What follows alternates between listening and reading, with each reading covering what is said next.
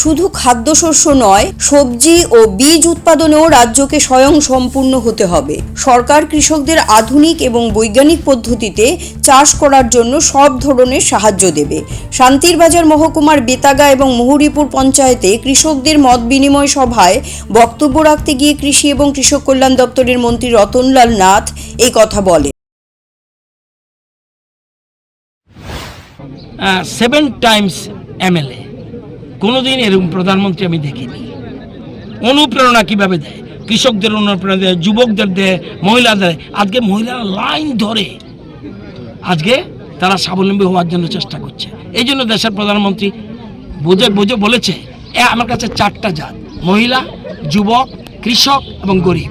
এদেরকে যদি ডেভেলপ করতে পারি তাহলে আমরা আত্মনির্ভর ভারত বানাতে পারবো এবং বিকশিত ভারত বানাতে পারবো এবং ভারত আবার জগৎসভায় শ্রেষ্ঠ আসে। দুটি পৃথক অনুষ্ঠানে উপস্থিত ছিলেন সমবায় মন্ত্রী শুক্লাচরণ নোয়াতিয়া, বিধায়ক প্রমোদ রিয়াং, দক্ষিণ ত্রিপুরা জেলা পরিষদের সভাধিপতি কাকুলি দাস দত্ত, বগাফা পঞ্চায়েত সমিতির চেয়ারম্যান শ্রীদাম দাস এবং শান্তিরবাজার পুর পরিষদের চেয়ারপারসন স্বপ্না বৈদ্য প্রমুখ।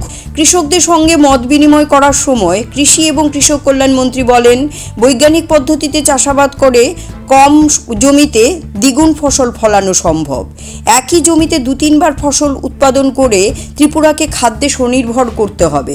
কৃষিমন্ত্রী কৃষকদের জমি ফেলে না রেখে পতিত জমিতেও ফসল ফলানোর পরামর্শ দেন। অনুষ্ঠানে স্বাগত ভাষণ দেন ভূমি ও উদ্যান দপ্তরের উপ অধিকর্তা রাজীব ঘোষ।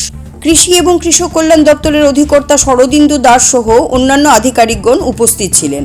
উল্লেখ্য, বেতাগা পঞ্চায়েতে 1 হেক্টর জমিতে বৈজ্ঞানিক পদ্ধতিতে প্রদর্শনীমূলক উন্নত জাতের আলুর চাষ করা হচ্ছে। এই চাষে যুক্ত রয়েছেন 20 জন কৃষক। মুহুরীপুর পঞ্চায়েতে 250 হেক্টর জমিতে উচ্চ ফলনশীল বোরো ধানের প্রদর্শনীমূলক চাষ করা হচ্ছে। 680 জন কৃষক বৈজ্ঞানিক পদ্ধতিতে বোরো ধানের চাষ করছেন। কৃষি এবং কৃষক কল্যাণ দপ্তরের মন্ত্রী রতনলাল নাথ আজ 2টি পঞ্চায়েতে সবজি এবং ফসলের মাঠ পরিদর্শন করেন। পরিদর্শনের সময়ও কৃষকদের সঙ্গে তিনি কথা বলেন এবং চাষাবাদ সম্পর্কে খোঁজ খবর নেন। দক্ষিণ আমেরিকার পেরুর থেকে আমরা একটা বীজ এনেছি। আগে এতদিন আমরা TPS সিস্টেমে করতাম, এটা অসুবিধা আছে, ব্যয়বহুল এবং প্রোডাকশান কম হয়।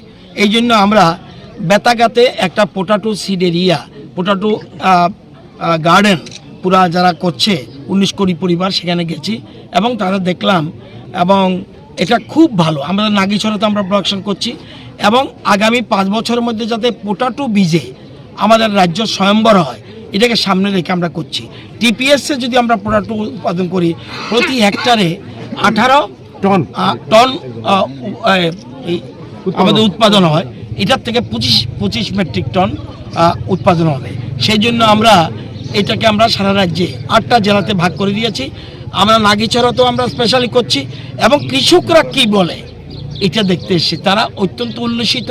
তারা বলছে এটা খুব ভালো ফসল এবং ভালো বীজ, এটাই আগামী দিনে তারা করবে। সাথে সাথে এই এলাকায় ধানের এরিয়া যেটা আমরা দেখলাম, বিশেষ করে আমাদের ইন্টিগ্রেটেড ক্রপ ম্যানেজমেন্ট সিস্টেমে ওই সিঙ্গেল চারা দিয়ে কিভাবে অধিক ফসল করা যায় সেই জন্য আমরা চেষ্টা করছি। দক্ষিণ ত্রিপুরা এমনিতেই কৃষিতে স্বয়ম্বর, একে আরও বেশি কিভাবে বেশি উৎপাদন করতে পারে সেদিকে আমাদের লক্ষ্য। CRI TV, channel for news and entertainment.